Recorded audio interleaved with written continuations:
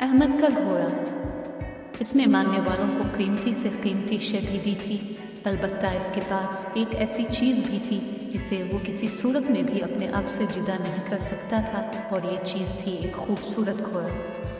बहुत मुद्दत गुजरी, मुल्क अरब की किसी बस्ती में एक शख्स रहता था। इसका नाम अहमद था। वो बहुत दौलतमंद था और इसी कदर शरीफ भी था। अहमद लोगों की मदद करना अपना फ़र्ज समझता था।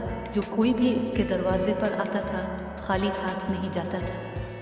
ये बात तो सब ही जानते थे कि वो अपनी हर चीज़ दे सकता है, चुनांचे इसने मानने वालों को कीमती से कीमती शय भी दी थी, अलबत्ता इसके पास एक ऐसी चीज़ भी थी जिसे वो किसी सूरत में भी अपने आप से जुदा नहीं कर सकता था, और ये चीज़ थी एक खूबसूरत घोड़ा। अरब के घोड़े यूं ही बड़े खूबसूरत और तेज़ रफ्तार होते हैं, मगर अहमद का ये घोड़ा तो बेनज़ीर था, और इतना खूबसूरत के आदमी देखे तो फिर देखता ही रह जाए। अरब के बड़े बड़े दौलतमंदों ने इसके लिए बहुत बड़ी कीमत अदा करने की पेशकश की, लेकिन अहमद ने हर किसी की पेशकश मुस्तरद कर दी। इससे तो ये घोड़ा इस कदर अजीज़ था कि वो इसे एक लम्हे के लिए भी आंखों से ओझल होने नहीं देता था। इंसान को अपनी जान से ज़्यादा कोई और चीज़ प्यारी नहीं होती, मगर देखने वालों का कहना यह था कि अहमद को ये घोड़ा यकीनन अपनी जान से भी बहुत ज़्यादा अजीज़ और प्यारा था।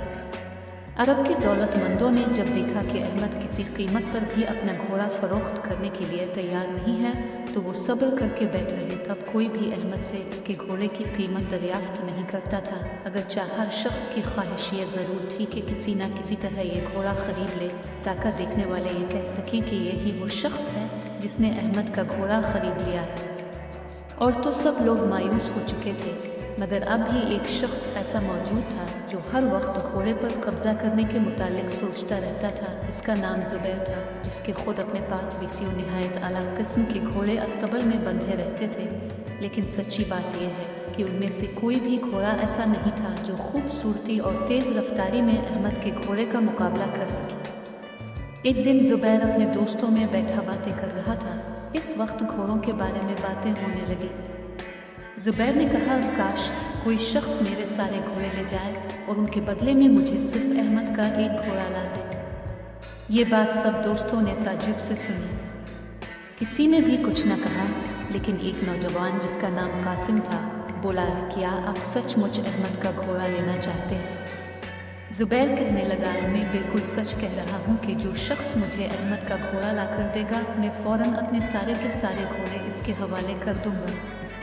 मैं वादा करता हूँ। कासिम के अलावा बाकी सब दोस्तों को भी ज़ुबैर के इस पागलपन पर सख्त हैरत हुई। जो शख्स अपने घोड़े को अपनी जान से भी ज़्यादा अजीज़ जानता है, वो अपना घोड़ा किस तरह इसके हवाले कर देगा। खैर, बात ख़त्म हो गई और कासिम अपने घर रवाना हो गया। घर जाकर उसने मुख्तलिफ़ तजवीज़ें सोचें कि अहमद से क्या कहेगा और किस तरह कहेगा। ये सब तजवीज़ें सोचने के बाद वो दूसरे दिन इस बस्ती की तरफ रवाना हो गया जहाँ अहमद रहता था। जब कासिम इस बस्ती में पहुंचा और वो अहमद से मिला, तो अहमद की बातों से इसको मालूम हो गया कि वाकई इसको अपने घोड़े से बेपनाह मोहब्बत है, और जो कुछ इसने सोचा था बिल्कुल गलत है। अहमद पर तो कोई बात भी असर नहीं कर सकती थी। वो किसी कीमत पर भी राज़ी ना हुआ। कासिम नाउम्मीद होकर अहमद के मकान से बाहर निकल आया और सोचने लगा कि इसी दिन अपने घर वापस लौट जाए, मगर फिर अचानक एक नया ख्याल इसके जहन में आ गया और उसके चलते हुए पाँव आ गए। वो इसी वक्त बाज़ार रवाना हो गया। इसने एक चादर खरीदी और इसे बगल में दीवार, फिर बाज़ार में आदेर अलिफादेर घूमने लगा। इसी असना में इसकी मुलाकात एक ऐसे शख्स से हो गई जो अहमद का बहुत ही गहरा दोस्त था। उसने कासिम को बताया, अहमद दिन में सिर्फ एक वक्त अपने घोड़े पर सवारी करता है और ये वक्त हुआ है सुबह का। अहमद सुबह के वक्त अपने घोड़े पर सवार होकर काफ़ी दूर तक सैर के लिए जाता है, और जब वापस आता है तो फिर किसी सूरत भी इस पर सवारी नहीं करता, और घोड़ा सारा दिन अपनी जगह पर बंधा रहता है, और अहमद भी इसके करीब ही मौजूद होता है ताकि कोई चोर उसे ले ना जाए या कोई दुश्मन उसे कोई ऐसी जहरीली चीज़ न खिला दे जिससे घोड़ा बीमार होकर मर जाए। कासिम को इस बात की खबर तो हो गई थी कि अहमद सुबह के वक्त घोड़े पर सवार होकर सैर के लिए दूर तक जाता है।